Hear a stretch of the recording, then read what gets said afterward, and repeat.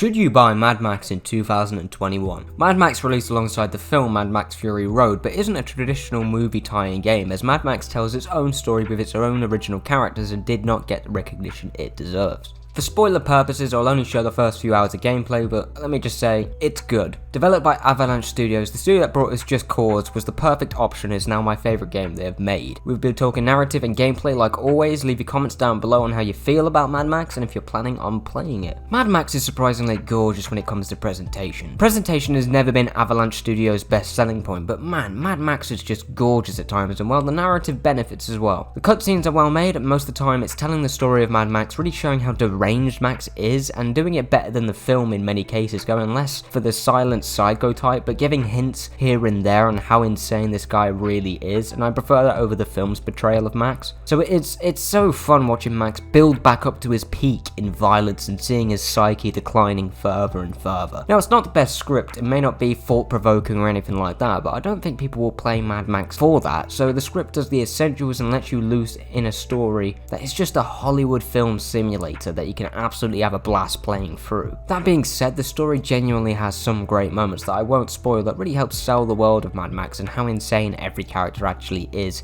and that's the whole point. Please do not play this game hoping for some sort of serious story with no plot holes or anything like that. It's a stress reliever, and that is something I can never criticize, as after all, this is just a hobby. It's meant to help you escape the mundane life that we all live. Now, it's not perfect, the pacing is all over the place at times, and you do spend pretty much the whole game searching for scrap and upgrades to progress to the next mission or section of the map, with the occasional memorable cutscene and set piece, but I remember watching a review and they mentioned that this isn't necessarily Mad Max, but mildly irritated Max, and that is the perfect description of it. As fun as it is watching Max go insane and do some of the most idiotic and impulsive things, it never reaches the insane levels you really want it to, so it always feels like Max is more irritated than mad, and that is also shown through the soundtrack. The soundtrack never really stands out, and a guy like Max really should, so I was really disappointed by the original soundtrack for the game. I think it would have really suited someone along the lines of the film, as that was the perfect balance of just insane, heartfelt and balls to the wall action, whereas the soundtrack to the game is just very generic and not very memorable. Very rarely did the music feel like it was in the right place, and the genre that was chosen, or at least the instruments, didn't really feel like a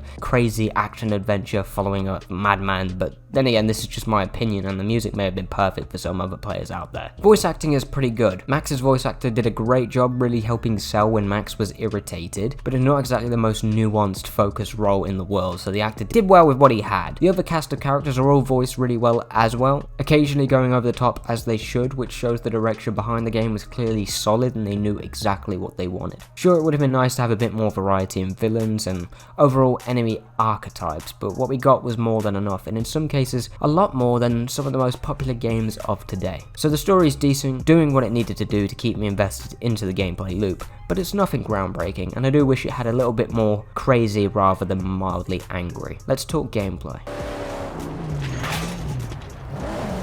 Mad Max is very different from the Just Cause series, and it benefits because of that. Everything you do in this game seems to have you progressing to something, whether you're collecting scrap, doing side missions, or just taking out random enemies while traversing the world that's been built here. Let's start with the car. At first I felt like the car was too slow and sluggish, but very quickly it becomes clear that that was on purpose to make you feel that progression, not just from using a skill point, but through how the car actually feels, slowly changing as you choose your upgrades, whether it's a bigger engine or tyres with more traction. The closest thing I could compare it to is Days Gone, but it's far better than Days Gone. Days Gone had a similar idea to make you feel like the bike is changing over time, but unfortunately the pacing of that game really took way too long to let you start upgrading the bike properly. But here in Mad Max, it's almost instant. Mad Max wastes no time in getting into the open world and letting you loose to tackle the world where you want to, apart from the main missions, which is a good time to start talking about them. The main missions are pretty limiting at times. You can only see the opening few missions with the gameplay I've captured, but they definitely try to push you into tackling the challenges in very specific ways rather than finding the most creative ways to take them on. And usually I would say that is a negative thing, but the mechanics here that were developed really work well, so you really hardly notice the limitation. It sounds a bit weird, but that's the best way I can put it. You're following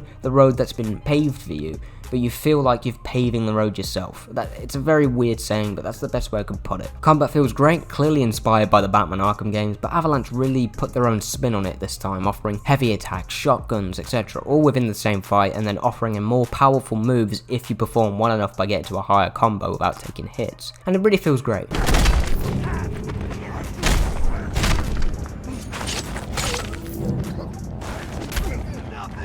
There is a decent amount of enemy variety as well, like heavies, blockers, etc, so the combat never really gets old until the final few hours, so that's a really good thing. But it's not flawless. There are plenty of bugs when it comes to the world and combat, mainly due to how good the animations are, because you can very easily see something that was supposed to happen, which can be kind of annoying, but when you're in the middle of a fight with 11 guys, it's very easy to forget it happened. However, I did have a bug where I died instantly when climbing a ladder, which really irritated me, but it only happened once, so I can't really knock the game for that. Car combat, or car fu, also feels really good, but during those opening hours you won't really feel it because you're at such a low level, you can't really take many enemies on, but it really blew me away in the later hours, so I really enjoyed everything about the driving, and I played on mouse and keyboard, so that says a lot. The only negative I have when it comes to the car was that there wasn't more variety of enemies to take out in vehicular combat. It would have been really cool to try and take on 20 different vehicles, all varying from one another, but that would be pretty difficult to make, so I can't really blame them for not going that far, but it would have been really cool to have to take them out individually, targeting specific tires, maybe going for a specific engine or creating